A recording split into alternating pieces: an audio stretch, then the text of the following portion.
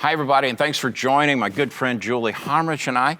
And we're going to continue the conversation from Sunday, talking about resilience and how we build that in our life and how we build it into our children as we parent. Right. And one of the things that we learned on Sunday is that a key differentiating factor between children who develop resilience and those who don't, it might shock a lot of us, and yet it is a simple concept. Right. But in that simplicity, I think is where we complicate that often. Because one of the issues, and the most significant issue, is a supportive adult-child relationship. Now, I suppose that the two key words here are supportive adult. Because often that is the great challenge, to be a supportive adult in the adult-child relationship. Right. But when we break it down a little bit, the question I've got for you, because when I think of how many people you've been able to care for in your office as a therapist, how is it and what does it mean to have a supportive relationship, and how do we make sure that we're providing it for our children or possibly just students and adolescents in our community? Right.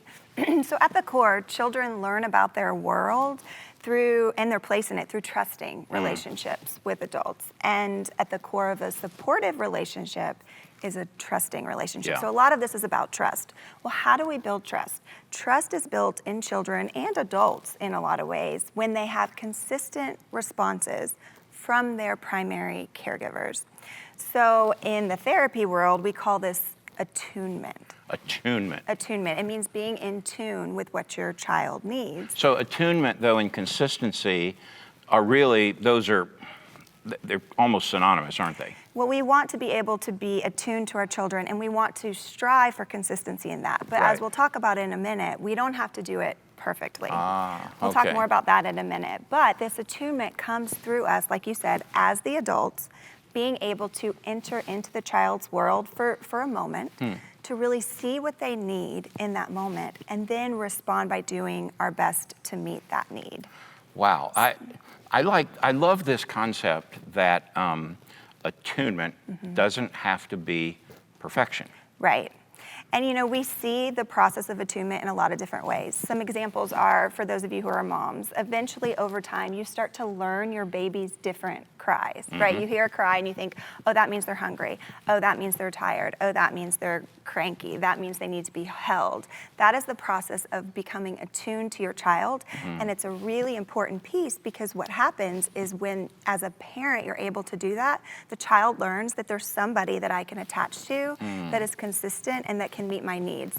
That builds trust, which then builds that relationship, which is a primary factor for resilience. Oh, that is so good, because that secure attachment then becomes a means by which you're creating a healthier relationship. Right, and you spoke about this a few days ago in the videos, where you talked about how you had one child who had a specific need and another child who you needed to be a little bit more gentle with. Right. And that was you practicing attunement. That was you being able to be attuned to what she needed. That built the trust in the relationship, and that was an anchor for her moving forward to be able to be a resilient individual moving forward. Oh, that's so good. I find it interesting, and I think we know when, almost immediately, when we meet someone with a secure attachment style. I mean, it's almost like a kind of sense, like, oh, wait a minute, I'm safe. I'm safe. That's a big word. You feel safe with somebody who has a secure attachment style. But we all need that. Right, we need that for How much more ourselves. so does a child? But we all need that.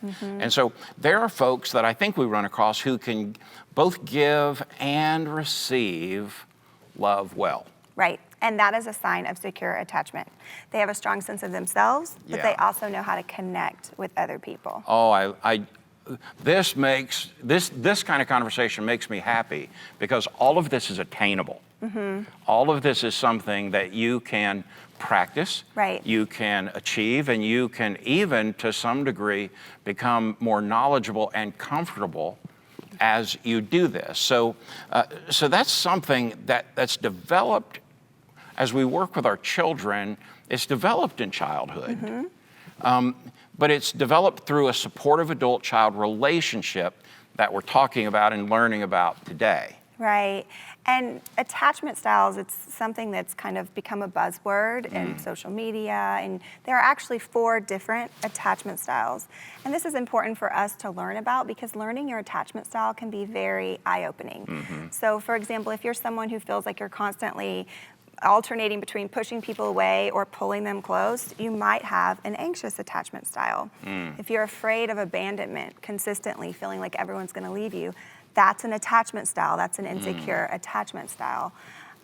Good news is that thanks to neuroplasticity, resilience, just how this plays out in the grace of God in our lives, is that we can actually develop secure attachment styles as adults, even if we didn't have them as kids. Wow. Yeah, so that's why therapy can be so powerful. Okay, well, again, it sounds so simple. And yet somehow we have to grasp the ability, we can stop for a second even. I mean, even what I've learned in my own life, when I can stop for 10 seconds, I can genuinely begin the process of neuroplasticity and recognize, but if I need that, how much more so does this person, especially my child, have that need? So it's worthy of stopping to think, let me work toward this. Yeah, and this is why that time in a therapist room can be so powerful because, you know, people who might have had a hard time attaching to others, now they're able to experience this healthy attachment with their therapist, and it gives them this newfound empowerment to attach to others. And this happens in church a lot too. I think one of my favorite things is when I see that, you know, somebody experiences, maybe they had an insecure attachment style in the past, but they're able to find their relationship with Jesus secure, and he becomes that secure attachment for them, and then they're able to attach with others in a more powerful way. Okay, does it get any better than that? Julie's gone to preaching for me now, but that is so good. I see it. You can watch someone who has gone from maybe an anxious attachment style, and I see this happen in my own children. Yeah. Where there's an anxiety or a frustration or even an anger.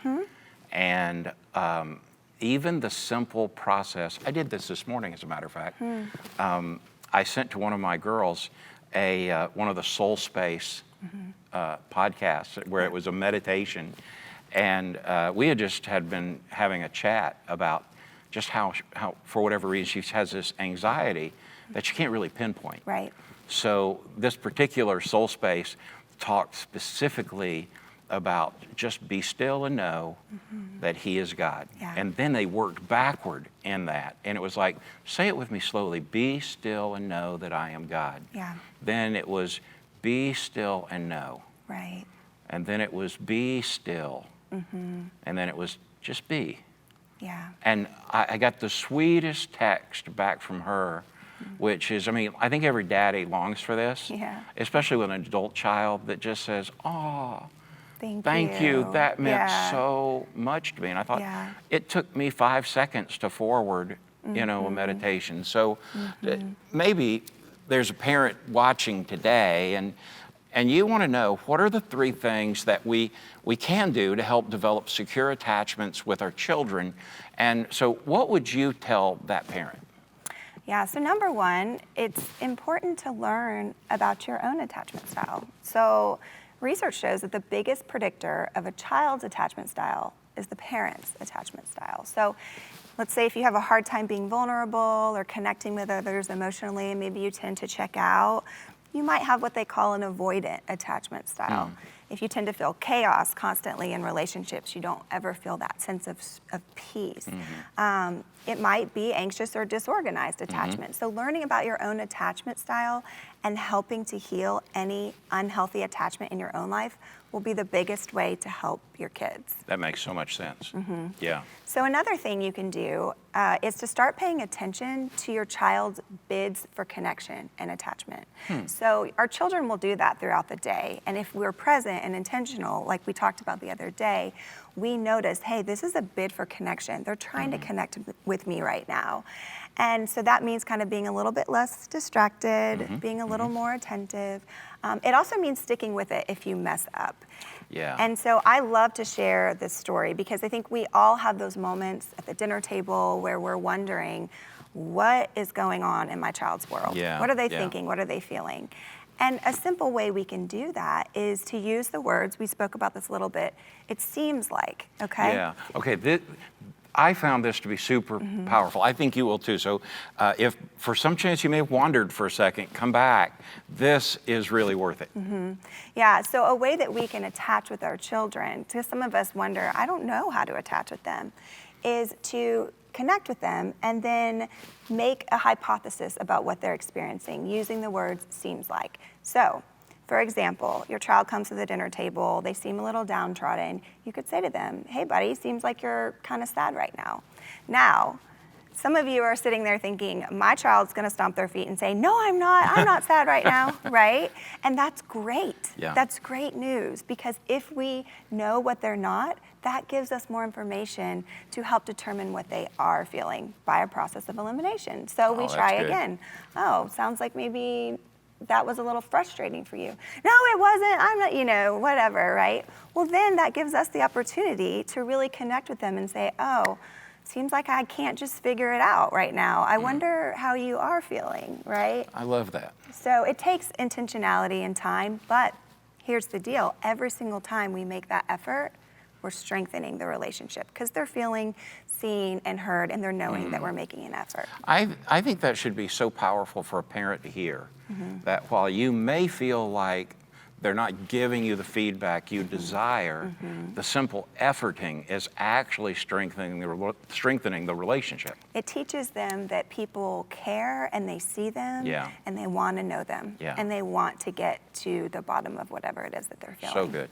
So number 3, and something that you can do with your children or with children in your life is don't expect perfection. So we kind of talked about this a little bit, but a 2019 study from Lehigh University shows that caregivers need to only get it right in terms of attunement about 50% of the time. So that number shifts based Wow, on though, some think about studies. that. I mean, half the time. so what that really says to a layman like me is efforting is the issue. Yeah, well, it's good to try even if you're not going to Right, get it right. right. And some studies will even say down to 30%. So, that, even just that 50%, that effort is making a positive impact on a baby or a child or a teen. There's actually a whole field that's dedicated to a concept called good enough parenting. So it's all about, hey, you don't have to be the perfect parent, but when you seek to attach and you seek to attune to your child, you will be the good enough parent, and what that does is that builds that relationship so that your child can be resilient in the long run. I absolutely love that. So as we wrap this segment up, what you just said reminded me of a book I read some years ago, written by a fellow by the name of Art Williams. And the name of the book was All You Can Do Is All You Can Do, and All You Can Do Is Good Enough. Yeah. And there's some truth Yeah. to that, but I think it all depends on what you do. Yeah. And the efforting to engage with that child, even when the child doesn't give you the feedback you desire, is you are literally succeeding Right. in the effort. And don't grow weary in trying to do good. Simply keep that effort coming. But I think the seems like is such a great way to look at that. It seems like you're frustrated. What our viewers may not recognize is when Julie and I sat down to film this today, she literally looked at me and said, "Are you okay?" And I said, "Yeah." And she said, "Really?" And it was almost like you were in the seems like parenting of the pastor here, and I'm greatly appreciative of it. So thanks so much for joining us on this segment. We'll see you back again for another segment because we just want to keep helping you succeed wildly in having the greatest school year of your life. God bless you. Go in peace.